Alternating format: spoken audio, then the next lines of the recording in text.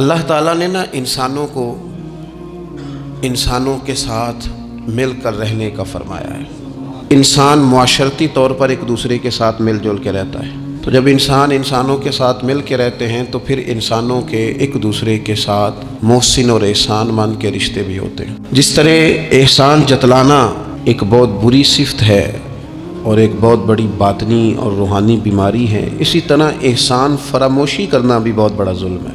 قرآن مجید فرقان حمید نے نا سورہ بقرہ کے اندر ایک مسئلہ طلاق کا بیان فرمایا کہ اگر کوئی خالی نکاح ہوا ہو اور طلاق دے دے اپنی بیوی کو تو وہ حق مہر کا کیا معاملہ کرے۔ طلاق ہو رہی ہے، طلاق، بات طلاق کی، میاں بیوی کے جدا ہونے کی بات آ گئی، تو اس مقام پر اللہ تعالیٰ نے قرآن مجید میں میاں بیوی کو کیا کہا؟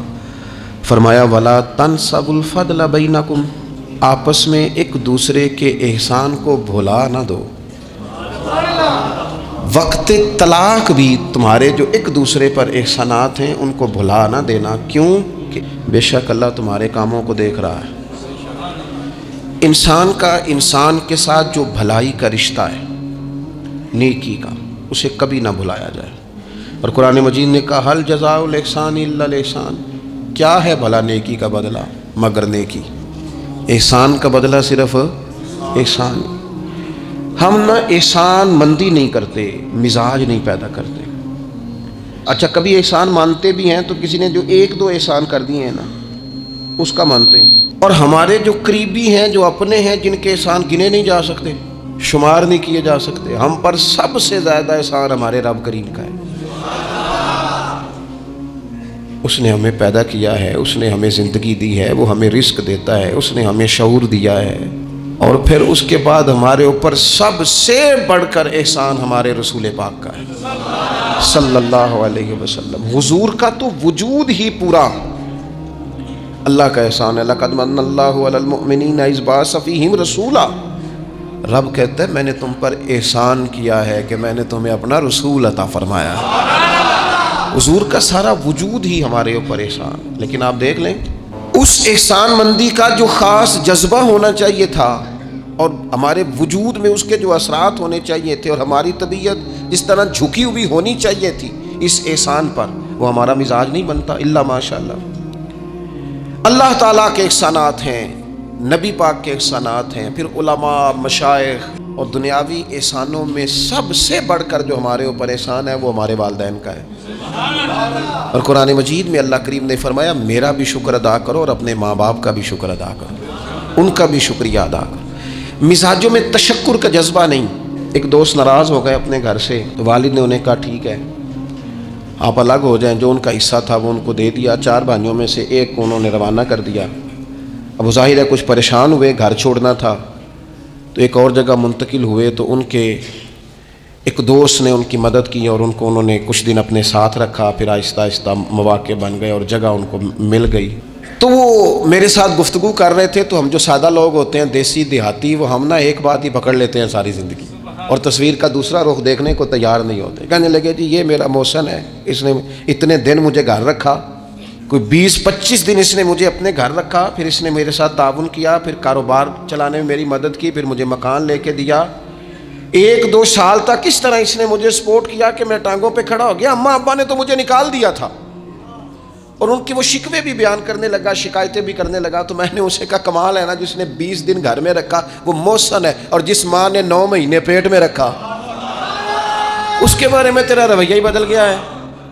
آپ غور کریں گے اور سمجھیں گے اس بات کو کہ 9 ماں نے پیٹ میں رکھا، کیا دکھ سہے، کیا تکلیف ہے۔ اور میں نے کہا اس نے 2 سال سپورٹ کی ہے، اور یہ تو تیرا محسن ہے، اور جس باپ نے اتنی سپورٹ کی کہ تیرے 3 بچے بھی ہو گئے، تو وہ بس 1-2 منٹ میں تو وہ چپ کر گیا۔ میں نے کہا تمہیں یہ سپورٹ نظر نہیں آئی؟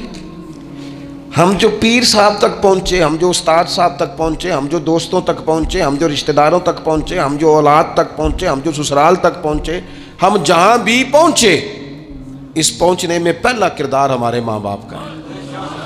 یہ پہلی درسگاہ ہے۔ میرے والد صاحب اپنا نام نہیں لکھنا جانتے تھے، میری اماں اپنا نام نہیں لکھ سکتی تھی، لیکن میں اپنے دوستوں سے کہتا ہوں کبھی مجھے موقع ملے تو 2 جلدوں میں کتاب لکھوں گا اپنے ماں باپ۔ میری والدہ کے بارے میں کوئی مجھ سے پوچھے کہ آپ کی اماں کیا ہے، تو میں کہوں گا میری اماں میرے لیے یونیورسٹی ہے۔ اس لیے کہ اس گود کے اندر بیٹھ کے جو سیکھا ہے وہ کہیں اور سیکھنے کو نہیں ملا۔ میرے والد صاحب میرے لیے اسکول آف تھاٹ ہیں، میری سوچوں پر پہلا اثر ان کا ہے۔ ہم نا مطلب وہ نئے نئے رنگ، نئے نئے انداز، نئی نئی چیزیں دیکھ کر پیچھے ہم ہر چیز بھولتے جاتے ہیں، اور نوے نوے نہ یار بنائیے۔ میں نہیں جی اگوں آکھنا، اس لیے کہ میرا میاں صاحب سے یہ شکوہ ہے کہ تسی کمینہ ہی آکھ چھڑیا ہے۔ یہ تو ثقیل لفظ ہے، صوفیاء ثقیل جملے استعمال نہیں کرتے، تو ثقیل ہے لفظ۔ یعنی آج کل بھی کسی کو کمینہ کہنا بڑا مشکل کام ہے نا، بندہ نالائق کہہ دے، بیوقوف کہہ دے، تھوڑا سا نا لفظ قابو میں ہے، لیکن کمینہ کہنا۔ لیکن میاں صاحب کہتے ہیں نوے نوے نہ یار بنائیے ایویں وانگ۔ او بھائی تھوڑا سا نا اپنے ماں باپ کے لیے بازو بچھے ہوئے ہوں، محبت ہوئی ہو، اور یار میرے رسول پاک کریم محبوب علیہ السلام، معصوم آمنہ صلی اللہ تعالی علیہ وسلم، نبی پاک علیہ السلام نے نا فرمایا جس نے لوگوں کا شکریہ ادا نہیں نہ کیا اس نے اللہ کا بھی کوئی نہیں کیا۔ اگر تو کسی کا احسان مند ہی نہیں، اگر تو کسی کا مشکور ہی نہیں، تو اللہ کا کیا شکر ادا کرے؟ حضور نے فرمایا جب کوئی تمہارے ساتھ نیکی کرے تو بہترین بدلہ دینے کی کوشش کرو۔ وہ بابا بلے شاہ صاحب نے نا کتے کی وفاداری کا بیان فرمایا ہے، اور بڑی سمجھنے والی بات ہے۔ بابا صاحب کہتے ہیں کہ کتا جو ہے نا اس کے ہم مالک ہیں، تو ہمارا بھی تو کوئی مالک ہے نا۔ فرماتے ہیں ایک روٹی کتے کو ڈالتے ہیں، دوسری مانگے تو کئی دفعہ لوگ جوتا بھی مار دیتے ہیں، لیکن خود مالک جو ہے کتے کا وہ پنکھے کے نیچے، اے سی کے نیچے سویا ہے، اور کتا جا کے صبح کسی درخت کے نیچے سوتا ہے، اور ساری رات مالک سویا ہوا ہے، یہ پہرے داری کر رہا ہے، اور کسی کو بھی اس کے گھر میں آنے نہیں دے رہا۔ کہتے ہیں تو کتے کا مالک ہے تو تیرا بھی تو کوئی مالک ہے نا۔ تو راتی جاگیں تے شیخ صداویں، راتی تے جاگ دے کتے تیتھوں اتے، مالک دا در مول نہ چھڑ دے۔ وہ 4 سال بیماری آ جائے تو لوگ معاذ اللہ کے شکوے کرتے ہیں، اور تو جوتے مارتا ہے تو تیرا جانور تیرے گھر سے جانے کو تیار۔ لوگ بوری میں ڈال کے بند کر کے چھوڑ آتے ہیں، اسے پتہ ہے مالک چھوڑ گیا ہے، لیکن گھر آنے سے پہلے بلی پھر آ جاتی۔ راتی جاگیں تو شیخ صداویں، راتی جاگ دے کتے تیتھوں اتے، مالک دا در مول نہ چھڑ دے۔ پاویں مارو 100 جتے، ایک برکی دا قدر پچھانن، پاویں مالک ہوں من ستے۔ اے تیتھوں اتے رکھا سکھا کھا، دنے جا رکھاں وچ ستے، تیتھوں اتے اٹھ بلیا، چل یار منا لے، نہیں تو پھر بازی لے گئے نہیں کتے۔ اپنی زندگی میں کچھ مزاج شکر والا، نبی پاک علیہ السلام نے فرمایا جو تم سے نیکی کرے اسے اچھا بدلہ دینے کی کوشش کرو، اور حضور فرمانے لگے اگر بدلہ دینے کی طاقت نہ ہو تو پھر اس کے لیے دعا کرو، اور اتنی کرو اتنی کرو اتنی کرو محسن کے لیے دعا کہ تمہیں یوں لگے کہ تم نے حق ادا کر دیا ہے، پھر اس کے لیے دعا کرو، اپنے محسنوں کا شکریہ۔ اور یارو میرے نبی پر کوئی احسان نہیں کر سکتا، لیکن میرے رسول پاک صلی اللہ علیہ وسلم سے جس نے تھوڑی سی بھی محبت کی نا، مدینے والے لینے گئے میرے نبی پاک کو ہجرت سے پہلے، تو حضور کے چچا حضرت عباس رضی اللہ تعالیٰ عنہ حالانکہ ابھی کلمہ نہیں پڑھتے تھے، وہ کہنے لگے او مدینے سے لینے آنے والوں، نبی پاک یہاں بڑے معزز ہیں، ان کا بڑا اعزاز ہے، اگر تم محبوب کی حفاظت کر سکتے ہو تو پھر لے کے جانا۔ تو اہل مدینہ نے کہا کہ آپ ایک دفعہ بھیجیں تو صحیح، ہم تو اپنے اہل خانہ سے بڑھ کر حفاظت کریں گے۔ یہ باتیں ہو رہی ہیں، ایک انصاری تھے حضرت ابو الحیثم، اٹھ کے نا حضور کے قریب گئے، کہنے لگے یا رسول اللہ ایک بات کر لوں؟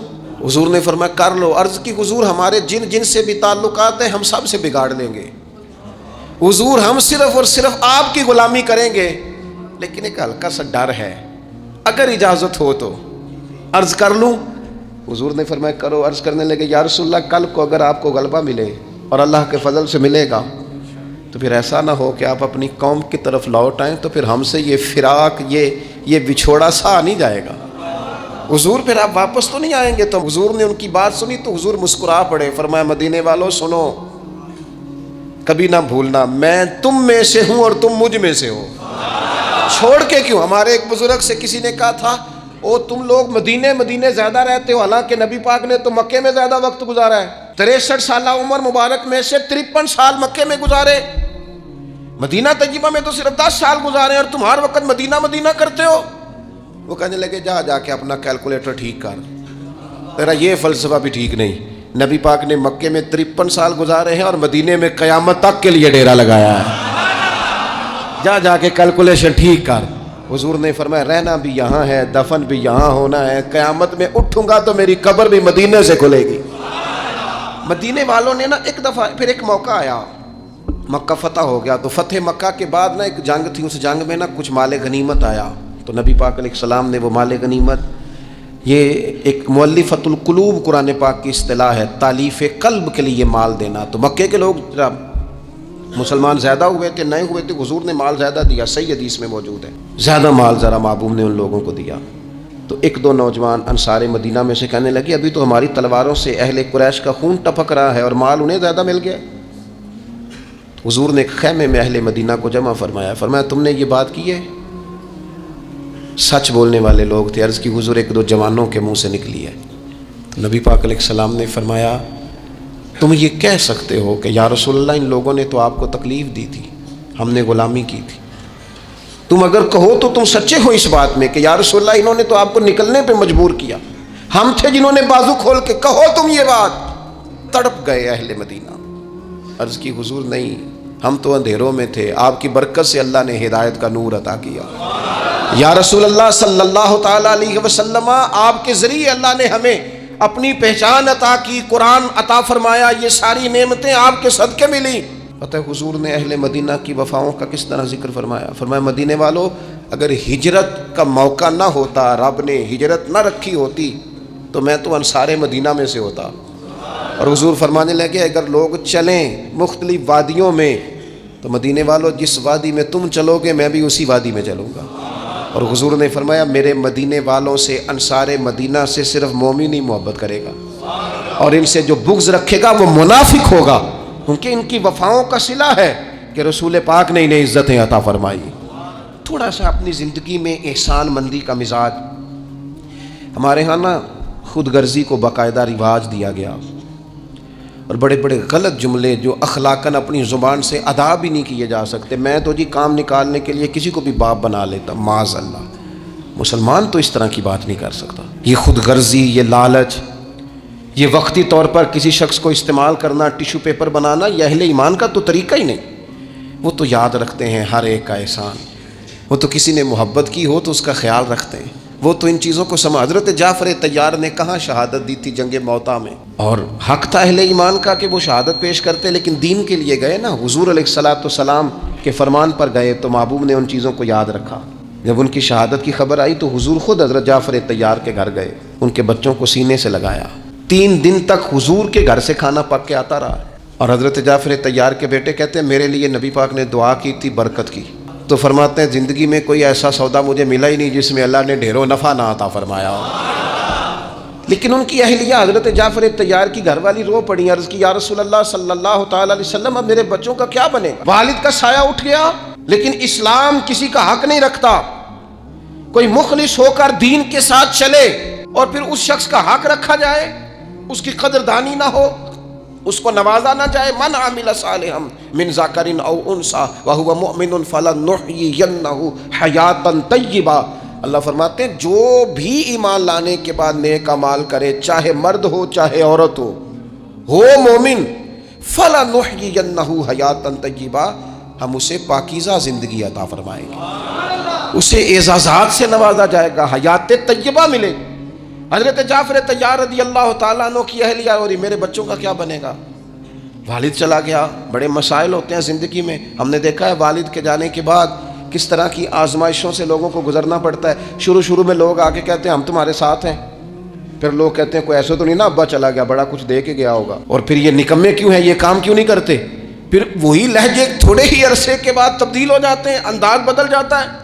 لیکن جناب جعفر طیار کی اہلیہ جب رو رہی تھیں، آنسو بہا رہی تھیں، تو میرے محبوب نے بھی ایک وعدہ کیا. حضور نے کہا اگر ان کے باپ نے دین کے ساتھ نیکی کی ہے، خدمات پیش کی ہیں، تو پھر اسلام کسی کا حق تھوڑی رکھتا ہے.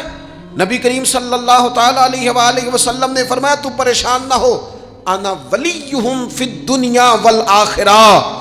فرمایا میں دنیا میں بھی ان کا وارث بنوں گا، میں قیامت میں بھی ان کا وارث بنوں گا.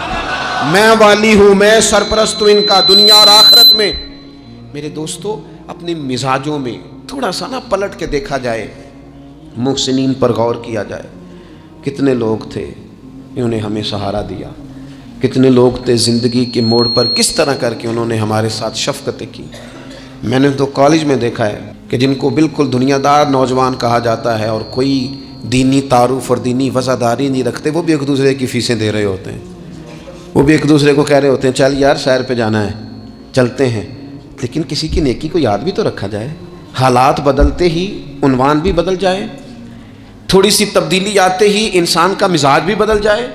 یہ احسان مندی کا نہ ہونا، اور اگر کبھی ہونا بھی تو وہ جذباتی قسم کی، جیسا میں نے کہا کہ ایک دو احسان کسی نے کیا وہ تو یاد رکھ لیا گیا۔ دوسری شادی کرنا بالکل جائز ہے، اس میں دو رائے نہیں، اگر کوئی حق ادا کر سکتا تو کرے، لیکن نبی پاک علیہ السلام نے سیدہ خدیجہ الکبریٰ کی موجودگی میں دوسرا نکاح نہیں کیا۔ اعلیٰ حضرت بریلوی رحمۃ اللہ علیہ حج کے لیے تشریف لے گئے تو وہاں جتنے علماء اس وقت موجود تھے وہ سارے آ کے بیٹھ گئے، حضور ہمیں حدیث پاک پڑھا دیں، ہمیں تفسیر کے اسباق پڑھا دیں، ہم شاگرد بننا چاہتے ہیں، اسناد لے رہے ہیں۔ اب اس زمانے میں لوگ 6 ماہ سال اس سے بھی زیادہ حرم شریف میں رہتے تھے، تو وہاں کچھ لوگوں نے کہا حضور اتنا عرصہ آپ کو یہاں رکنا ہے تو آپ یہاں نکاح کر لیں۔ فرمانے لگے دوسری شادی جائز بھی ہے اور میں اس کی طاقت بھی رکھتا ہوں، لیکن اعلیٰ حضرت فرمانے لگے میری اہلیہ نے نا تکلیفوں میں میرا ساتھ دیا ہے، میں اسے وقت نہیں دے پایا، دین کے کام میں لگا رہا، لیکن اس خاتون نے بڑی نیک نامی کے ساتھ میرے ساتھ زندگی بتائی ہے۔ یہ اعلیٰ حضرت کے لفظ ہے۔ فرمانے لگے میں طاقت بھی رکھتا ہوں، شریعت کی اجازت بھی رکھتا ہوں، لیکن میں دوسری شادی اس لیے نہیں کروں گا کہ میری بیوی کو تکلیف ہوگی۔